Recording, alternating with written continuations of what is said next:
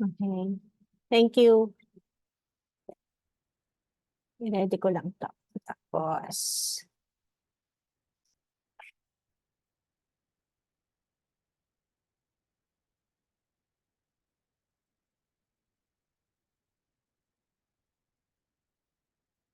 and then the Excel.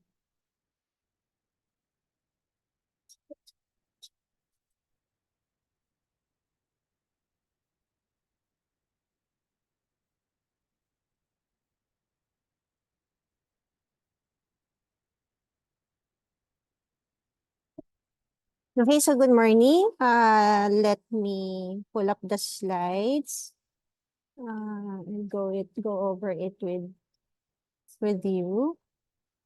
So share apps. Wait lang.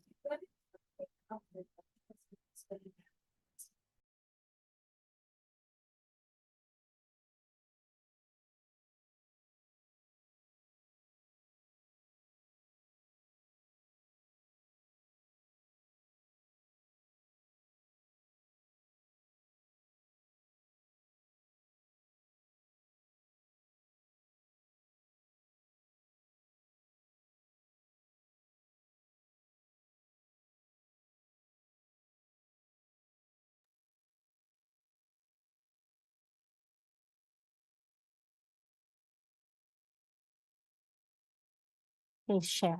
Okay. So I just want to see if you have any questions about the slides. Okay. So through the slides, you're able to determine how to conduct an outbreak investigation, and in the succeeding minutes, we shall be doing the outbreak, the exercise 13. Okay. So are there any questions about the slides that were given to you beforehand? So here, with this, we said that the term epidemic and outbreak are used interchangeably with differentiated epidemic or outbreak from cluster. It gave us the definition of a case definition, and we shall be applying that later. So it tells us the importance of generating hypothesis in conducting an outbreak investigation and to testing that hypothesis. And then it proceeded to tell us how we can monitor what is surveillance. It tells us how to make a time epidemic curve, and we shall be using that later in exercise 13. So we have here types of time epidemic curve. We have the point source epidemic, continuous common source epidemic, intermittent common source epidemic, propagated epidemic. And these are the common, this is how their epidemic curve will look like, typically. Okay. And then it tells us that from the time epidemic curve, we can hypothesize or create, we can establish the incubation period, the minimum and maximum incubation period, the median as well.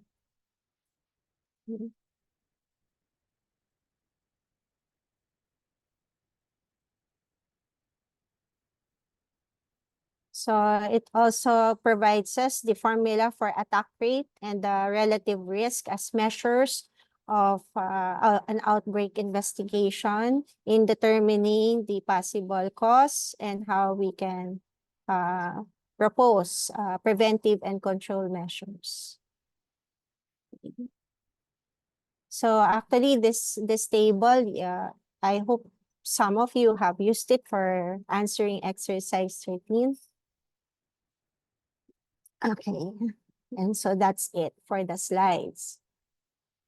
Are there questions about that? If none, we will proceed with the outbreak investigation exercise 13. But before that, I'd like to share with you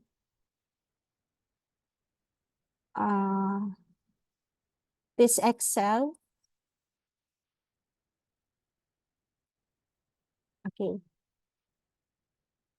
So I actually plotted the raw data in an Excel sheet because I also made my epidemic curve to share with you. So I counted how many cases along the timeline had the illness. Okay. And I was able to construct an epidemic curve and proceeded with the 2x2 table. Okay, so let me begin to call out some names to answer the questions. Anong attendance na natin? 95. I hope kasi kanina 105 tayo. So this will also serve as attendance, no? In case you will be called and you are not in the gallery, of course, that will be noted. Okay, so at this point, let me record. Recording in progress. Okay, so we have 93 in the gallery. Sige, mag-stop share muna ako.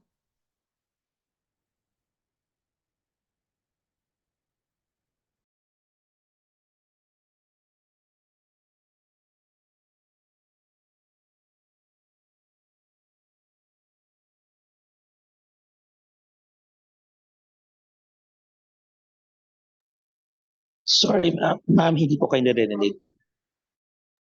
Ay, sorry po. I was asking our secretary here to unpin me so I can scan the gallery and record attendance. Okay. So, I have 4 sheets. Okay.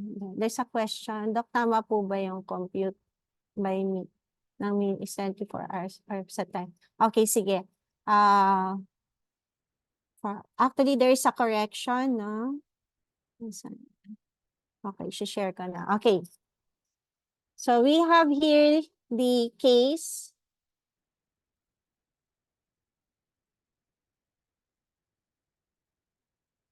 Okay. So number 6, I corrected the question, no? For number 6, the question will be using the epidemic curve.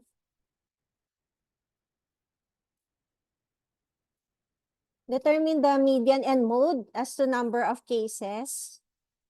Okay, so I dropped mean actually. Then determine the minimum and median incubation period following the definition in the slides. Okay, so the anonymous participant who posted the question, there's no need for us to determine the mean for this case, for this exercise. Thank you. Okay. So let's start. Is this an epidemic? Let me call Miss Andrea Petina Fernando. Are you with us?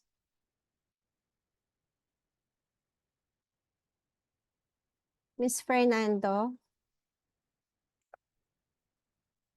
1, 2, 3. So let's call Stacy Evangelista. What is your answer for that question?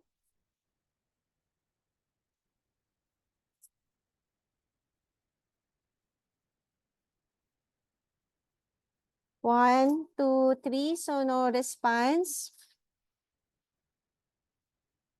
How about Legazpi, Norica? Are you with us? Okay, wala din. Legazpi, Norica. Saan na yun? Okay. Omar.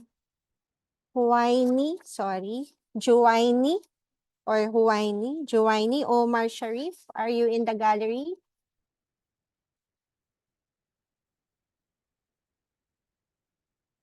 Okay. O, sige. Last one na random call, okay?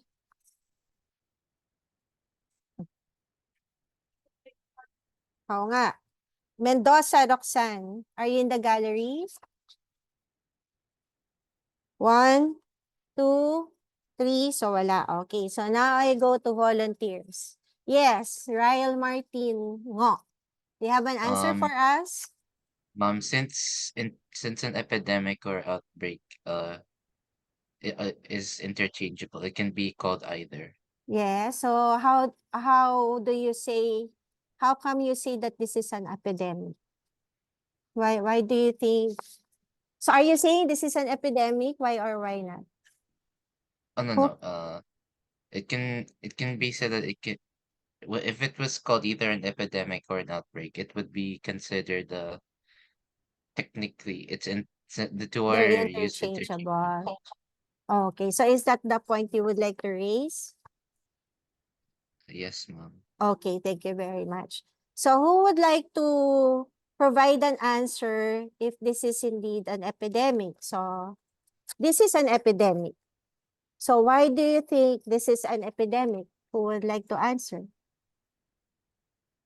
Uh, do you have your with you? You should have your answers with you, right? Because you should have submitted, only we extended. May I call Miguel Espino? Alright, so I see you are in the gallery, Mr. Espino. What is your answer to that?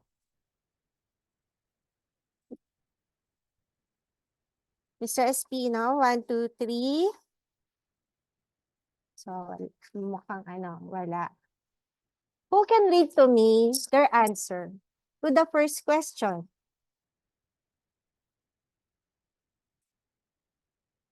Yes, Pabros, Paulo. Good morning. Thank you. Yes. Anong sagot mo?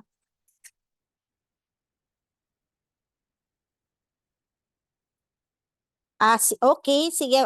Dahil nga sinasabi natin interchangeable siya. So, in effect, you're also saying it is an epidemic or an outbreak. So, why do you say it's an outbreak?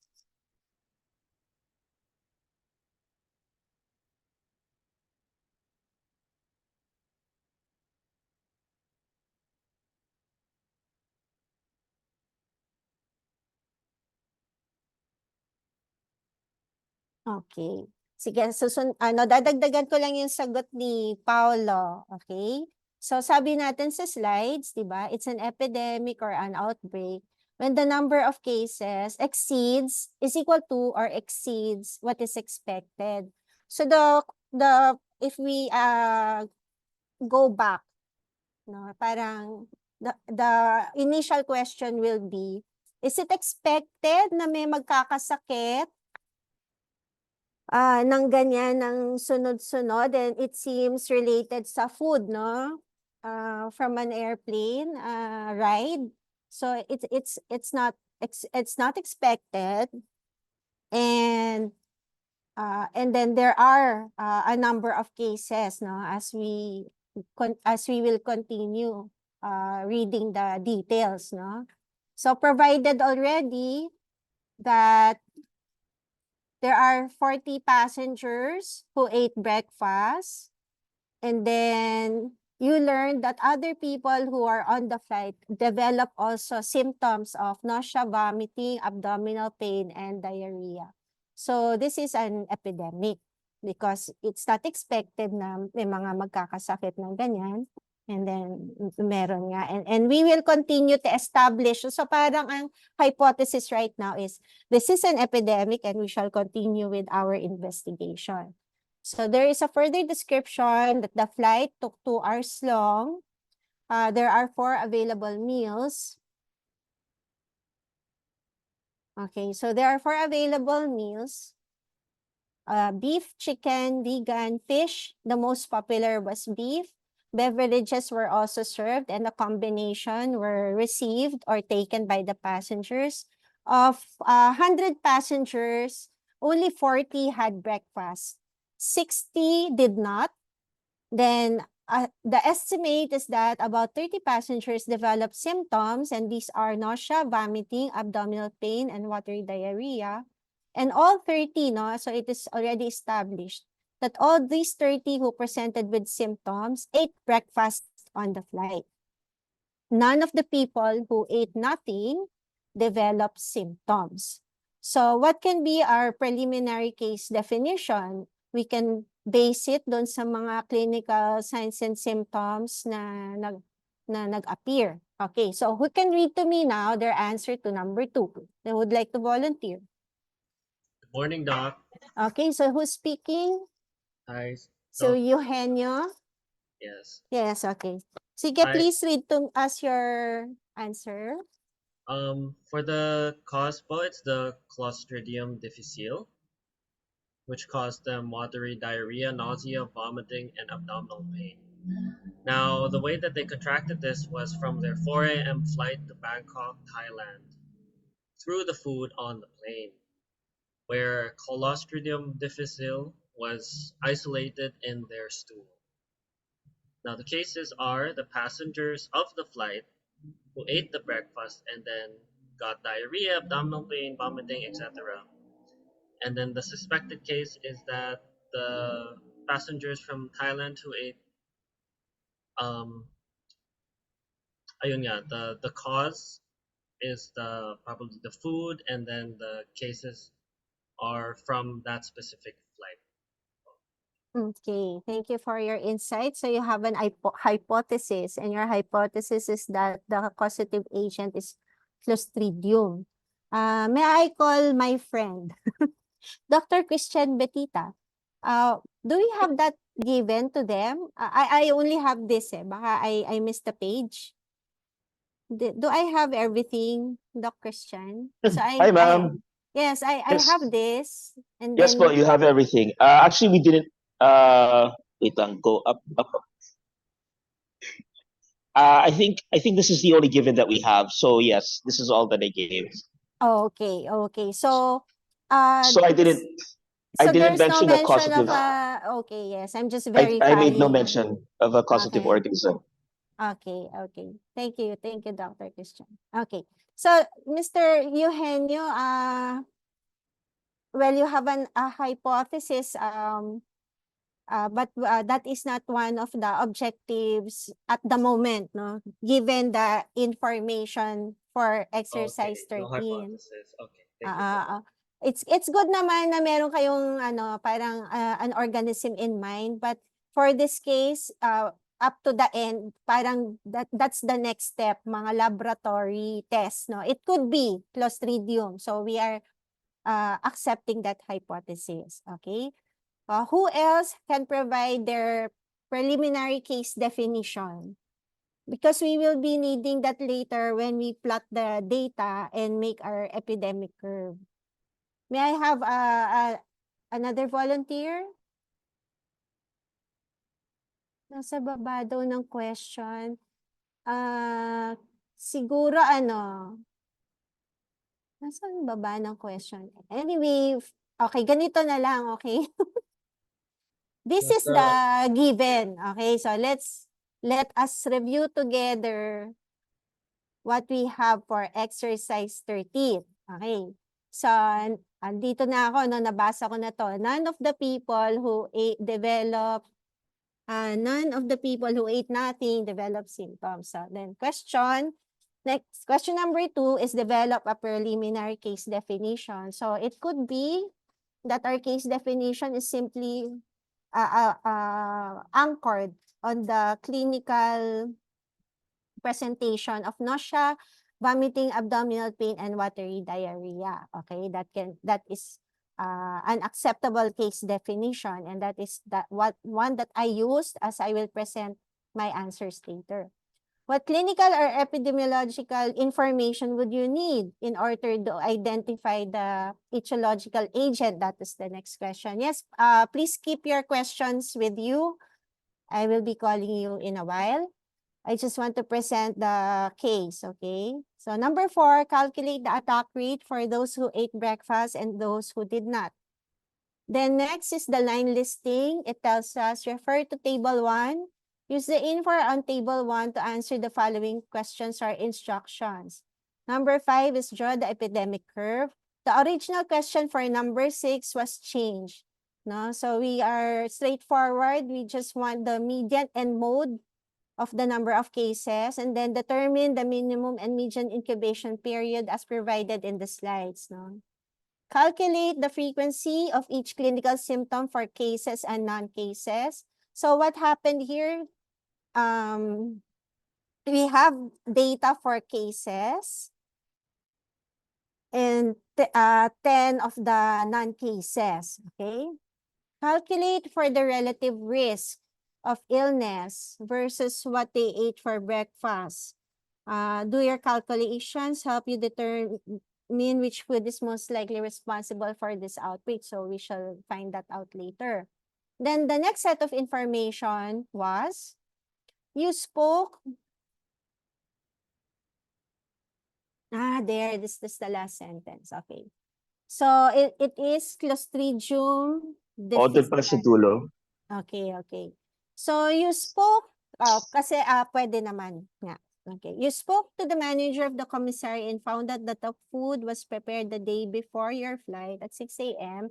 and the pots used to cook the beef was also used to cook the chicken. The pot wasn't cleaned in between use. The food was mislabeled for the next days and was left out in the open in the airline catering storage area prior to delivery to the aircraft in preparation for your flight. Then, culture of food samples. So I'm sorry, I missed that out. Culture of food samples revealed. So, meron palang definitive organism provided, and it is Clostridium difficile. So anyway, we are so good that we have that, because if that wasn't there, that would be among the next steps that must be done, no? Laboratory establishment of the organism. Okay. So, but what's important for us now is the process. Okay. So, may I have volunteers so sa chat? Sige, thank you. I found it. I'm sorry kanina. So, tama ang hypothesis. Pwede rin kasing hypothesis is salmonella. Pwede rin kasing staph, no? So, anyway, laboratory ang mag-establish, no? And we have that. So, it's Clostridium difficile. I stand corrected. Okay. So, who's ready to give another answer for number 2? Develop a preliminary case definition. So, supposedly, kasi we go through this parang by stages. So, hindi pa agad nalaman na Clostridium, no? Nandun pa lang tayo sa merong 30 patients na nag-develop ng symptoms. Okay. So, who can provide their answer, yung sa case definition? May I have another volunteer? Okay. I see a raised hand. Si Fabian. Yes, Janela. For Yes. the preliminary case definition po, 30 passengers of the flight bound for Thailand developed a gastrointestinal illness characterized by nausea, vomiting, abdominal pain, and watery diarrhea 4 hours after having breakfast on the plane. Okay. Sige. So, na-capture niya, no, yung portion ng case definition that is actually useful for us for searching out all those who got ill in relation to the intake of airplane food. Okay? So actually, the use of a case definition is to guide the investigator sino-sino yung hahanapin niya, anong criteria ang mag-guide sa kanya para to tag a person as a case, na eventually they were 30. Okay? So, a working case definition at this point, no, provided nandito pa lang tayo sa last sentence na none of the people who ate nothing, all 30 developed symptoms. So, the case definition that would help us search for those 30 is that unang-una, they must have signs and symptoms. So they must have nausea, vomiting, abdominal pain, diarrhea. Of all 4, which one yung talagang dapat present, no? For each case, para sabihin na nagkaroon ng a foodborne disease. Okay? Then eventually, with that case definition, they arrived at a number that is 30 patients. Okay? So I suppose at this point, it is good for me to share with you the Excel slide. So this is the raw data that was given to you guys. Then, kinode ko. So if you see column N, ito yung ill versus well. Okay. So, if you will notice,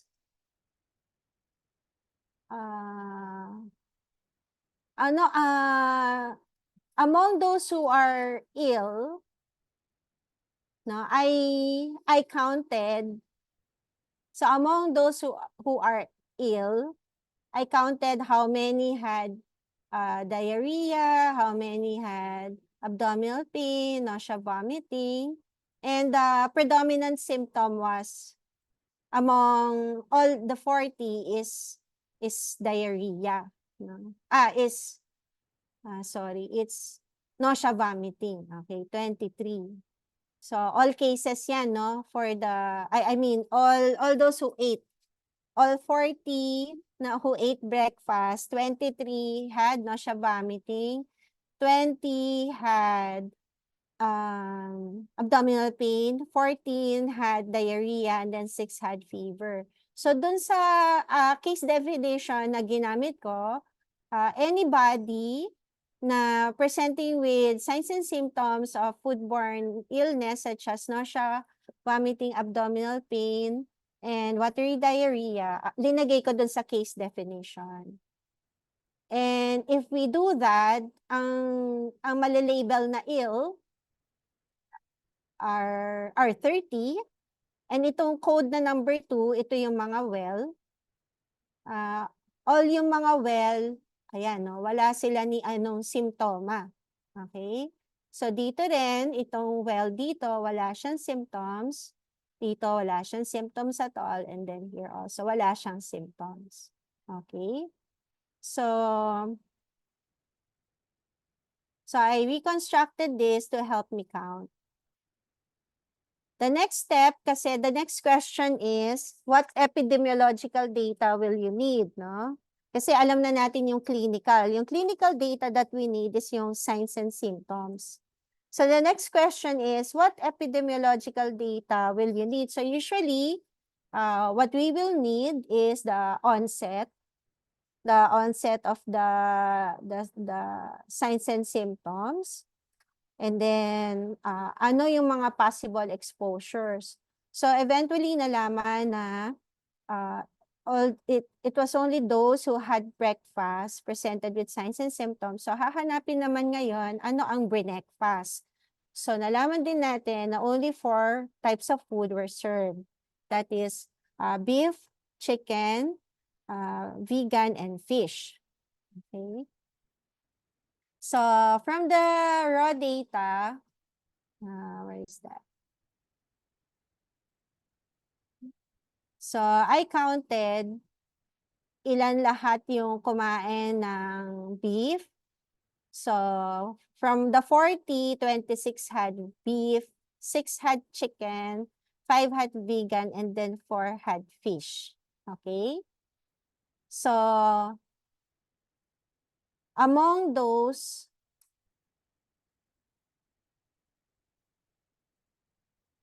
okay.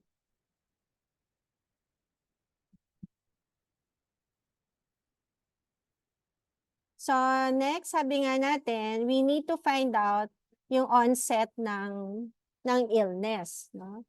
So I plotted the hours kung ill or well, and I counted, no?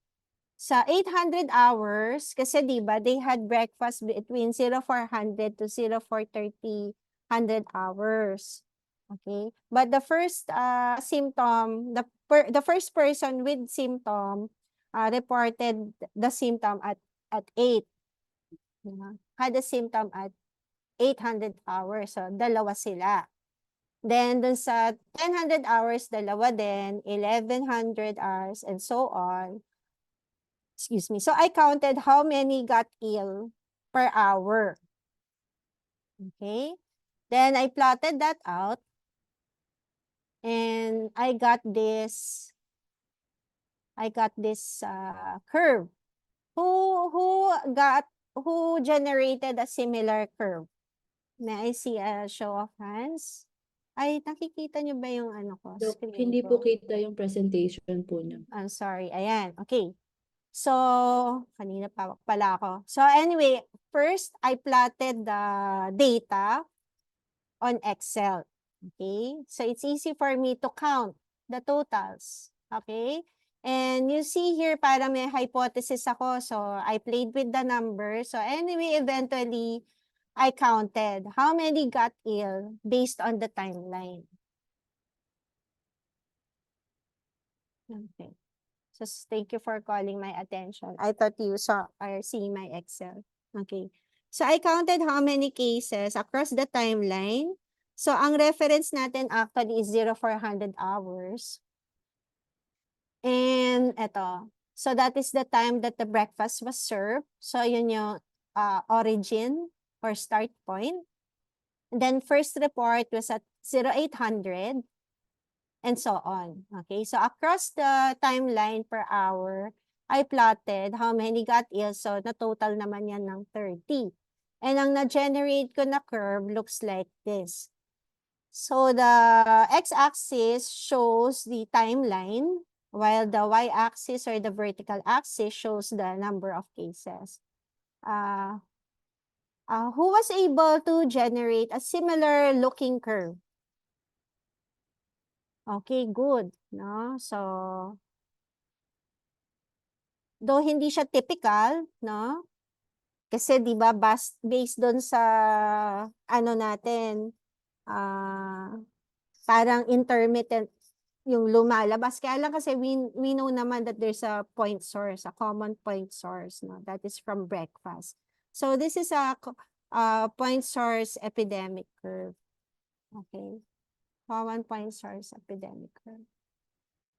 And if we can use this to determine the minimum incubation period. So we start with 0400 and then up to 0800. So 4 hours minimum incubation period.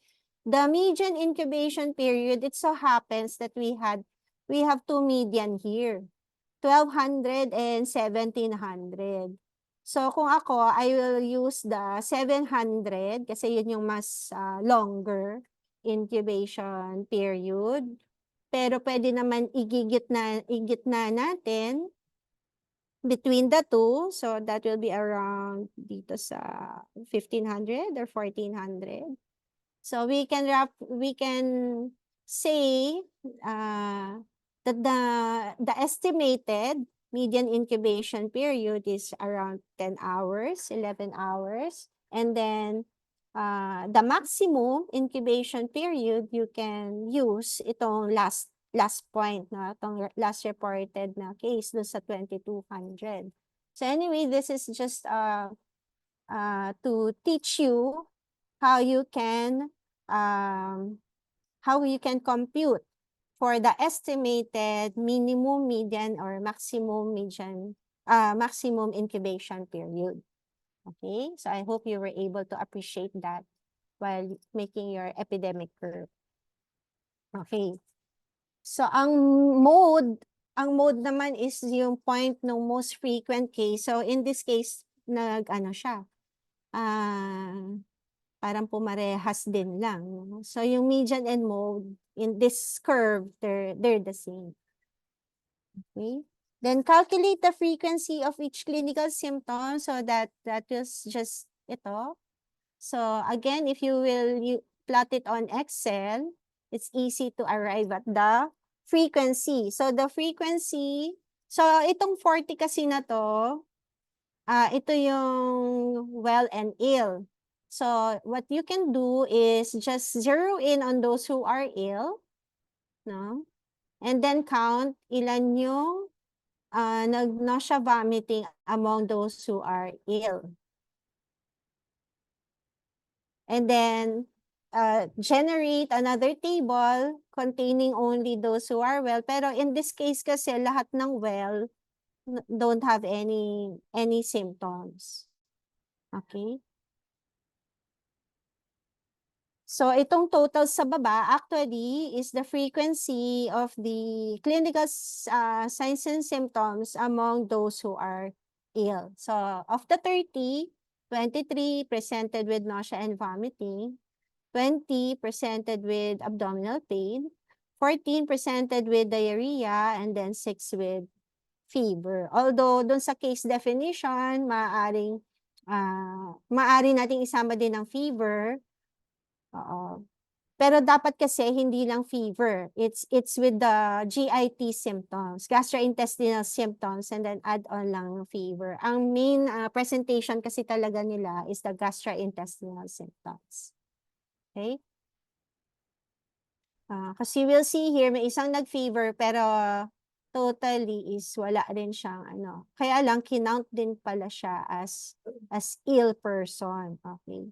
So, lumalabas ang case definition na ginamit nila, no, is any person who is presenting with at least one symptom. It can be nausea, vomiting, abdominal pain, what's the other one? Diarrhea and fever. Okay. So, kahit fever lang, kinount nila as ill.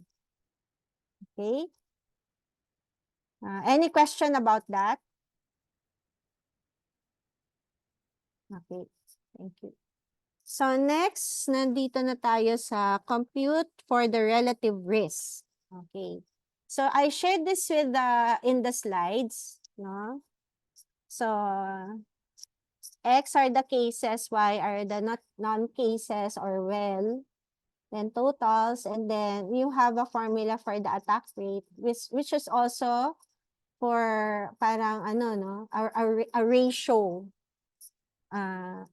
So it is the number of exposed among total na exposed, and then number na ill among the exposed over total exposed, then number of ill among the unexposed over total unexposed. So that is the attack rate per exposure category. No?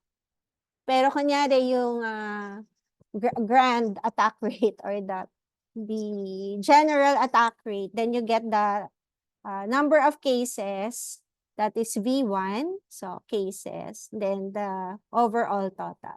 Times 100, you will get the general or the overall attack rate. Okay?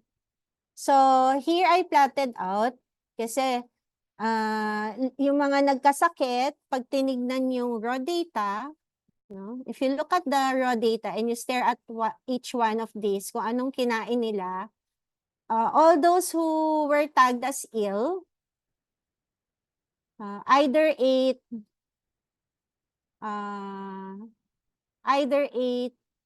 chicken, either ate chicken or beef. Okay. So, dito sa ating isang sinetup na setup two by two tables. First, the exposure factor selected is 8 beef, and then the other one is 8 chicken. So if we plug in the numbers, so first of all, we are sure how many were ill. They are 30. How many are well na natag? They're 10. Okay? And then just count how many among the ill, 8 beef, and how many among the well, 8 beef. Okay? And you will arrive at these numbers. So with these numbers, so ang ang overall attack rate would have been 30 all over 40 times 100, and that will be 30 over 40.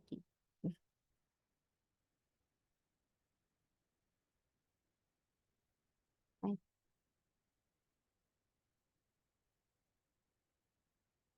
75%. Okay. So, dito sa 2x2 table na to, wherein the exposure factor is beef, these were the rates generated. No? So, for the risk of illness among the exposed is 100%. The risk of illness among unexposed is 33%. And the overall attack rate is 75%. For the risk ratio, 25 over 25 is 1. 15 divided by 5 divided by 15 is 0.33. And if we compute, if we compute for the relative risk, the answer will be 3. Okay, so the risk of developing the symptoms if you ate beef is 3 times higher among those who ate beef versus those who did not. And for chicken, the overall attack rate will still be 75%.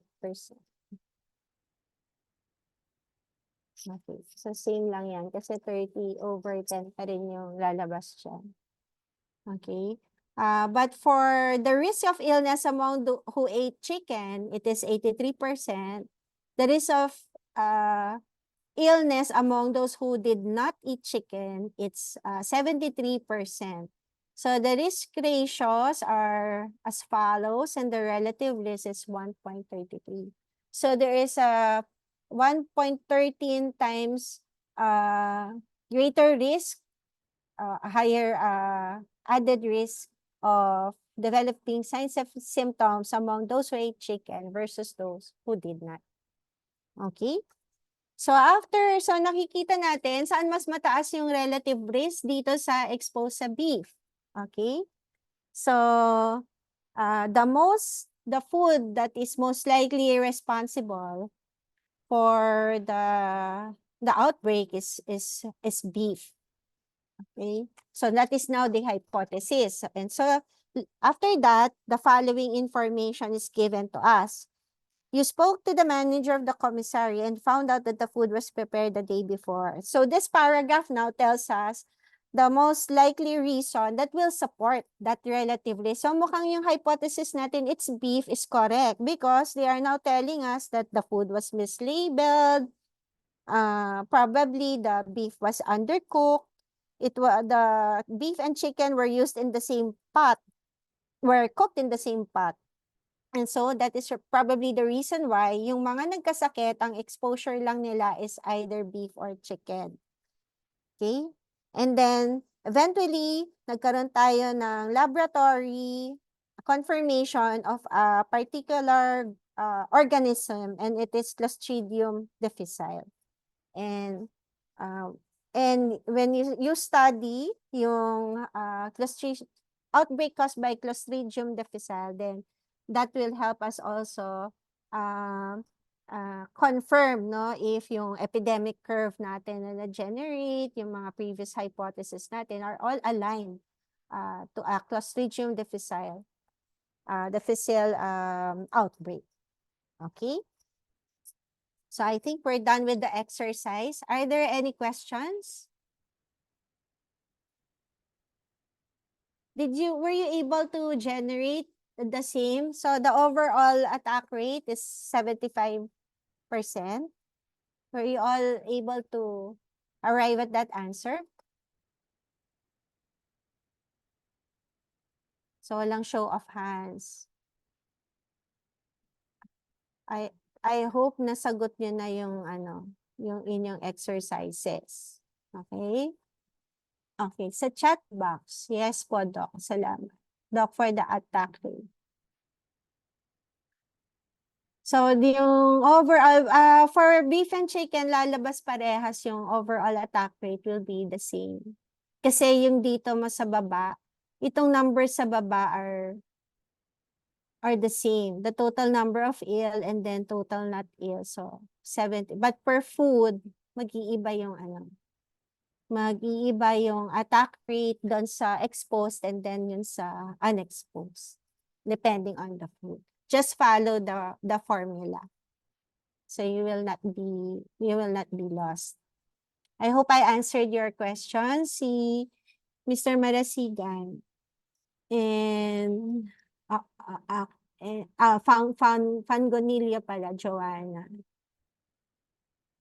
Okay.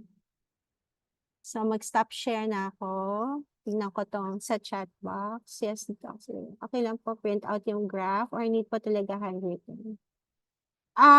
Doc Ronnie, pwede daw po bang i-print out yung graph? Ay, wala dito si Doc Ronnie. Si Doc Christian. Pwede Yung daw instruction was handwritten. handwritten. Okay. Thank you. Okay. Sige, so if there are no questions, you can have a few minutes break before your next lecturer. Si Dr. Adversaria, actually, she's already with us also. So last call, any questions? For exercise 13? Going. Okay. Gone. Thank you. Sige, Dr. Penny, what time will you start po? Exactly 10 po ba? Dr. Penny? Okay, depende po. They want a break? 5 minutes? Like 4 minutes lang, ma'am. Tapos 10 o'clock na. Po. Sige po. I'll sign off na po. Ay, Pao, naka-transfer host ka na. Sige, so I will leave na. Thank you very much. I'll be leaving the audience now. Dr. Penny, thank you. Dr. Christian and the other doctors present, thank you po Salamat for po. attending. Thank you. Thank you po, Okay. Dr. Ako